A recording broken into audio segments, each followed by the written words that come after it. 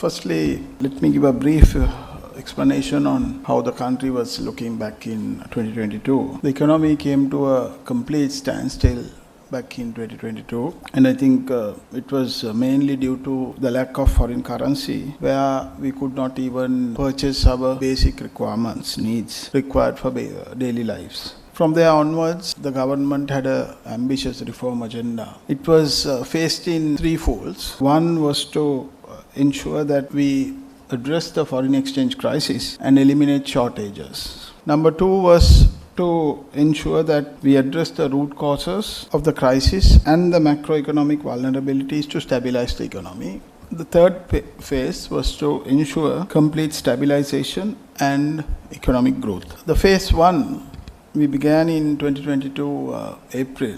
The immediate measures resulted in resolving the queues on fuel. The queues began to decline. The availability of essential food items improved. Power cuts became shorter. More importantly, fertilizer was made available. Food production resumed. Cash transfers to vulnerable communities and households were increased. A major food crisis was averted, which everybody was predicting that there will be a severe food shortage as we rolled out. Remittances resumed. The tourism sector had an increase. Economic activities started to grow. By early 2023, the queues were completely eliminated and we restored the electricity supplies without any power cuts. In our view, the plan was successfully completed. And then the second phase was the most important, to ensure stability and get the economy going. But while doing that, the government as a policy did not ignore the fact of the fundamental causes of macroeconomic vulnerabilities and instability. A comprehensive macroeconomic reform program was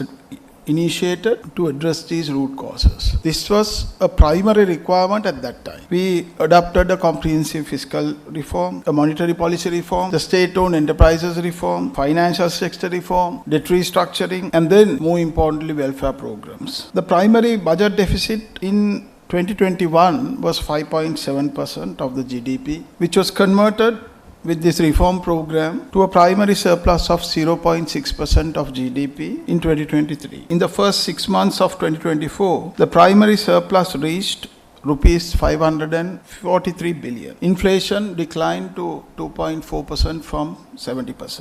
Food inflation, which was at 95%, reduced to 1.5%. The taxpayers, the numbers dropped down to 437,000, was increased to 1.15 million in 2023. Usable reserves were at $20 million in April 2022. By end of July 2024, gross official reserves was increased to 5.6 billion. Losses of the 52 important SOEs, which was at 775 billion in 2022, converted to a profit of 456 billion in 2023. Interest rates started declining from 30% to a single digit. The currency appreciated from approximately 363 to 300 rupees. The treasury cash balance was converted for an overdraft from overdraft of 832 billion in end 21 to a positive cash balance of rupees 552 billion by end of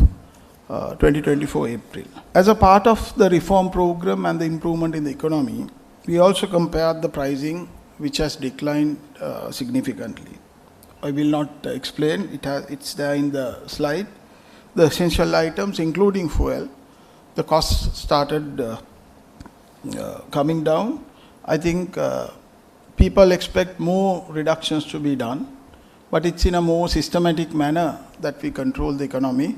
Therefore, the market-driven economic concept, we will ensure that the prices come down further down with the confidence boost in the economy. The more important factor in this entire reform program was making sure that we look after the poor and the vulnerable communities in Sri Lanka. We do admit the fact that poverty levels have increased to 25%. That was as a result of the crisis we faced. One was COVID, and then the economic crisis we had to face. We increased the cash transfers in a more scientific method We are thankful to the World Bank who assisted us, where the poorest household in this country had a cash transfer of 15,000 from a level of 4,500 a month. Apart from that, the elderly citizens with disabilities, kidney patients who needed support from the government were also supported, and their cash transfers were increased by 50% than what they got before. So while we shaped our economy, we ensured that we give the basic requirements that can be funded by an individual. The other most important thing, the more important factor is bringing in the legislations which were required. The last 2 years we emphasized on the new laws and legislations which were passed in Parliament, mainly the Central Bank Act, Public Financial Management Act, Public Debt Management Act, Economic Transformation Law, Parliamentary Budget Office, and the amendment to the Banking Act and Banking Special Provisions Act. So these were key legislations that were introduced to ensure fiscal discipline in Sri Lanka, apart from the measures taken to combat bribery and corruption. In my next session, I will explain on how we have emphasized and introduced new legislations with the assistance of the IMF, the World Bank, the ADB, and the other partners to combat bribery and corruption. I think that will have a significant result in the future, and that is something which every citizen in Sri Lanka expects a government to do. So I think we are in the right path, and the economy is strengthening on a daily basis. We have gathered momentum on confidence of the economy. So it is up to the people of Sri Lanka to decide whether we take this growth forward or we decide otherwise. So let us see what happens on the 21st of September. But the assurance what we can give you is that the economy is in the right path. The critical point on the 21st that people has to decide would be on the economy, how we are going to grow, or are we going for a decline in the economy. Other Derana Business YouTube channel. Subscribe to the Other Derana Business YouTube channel for the latest and most insightful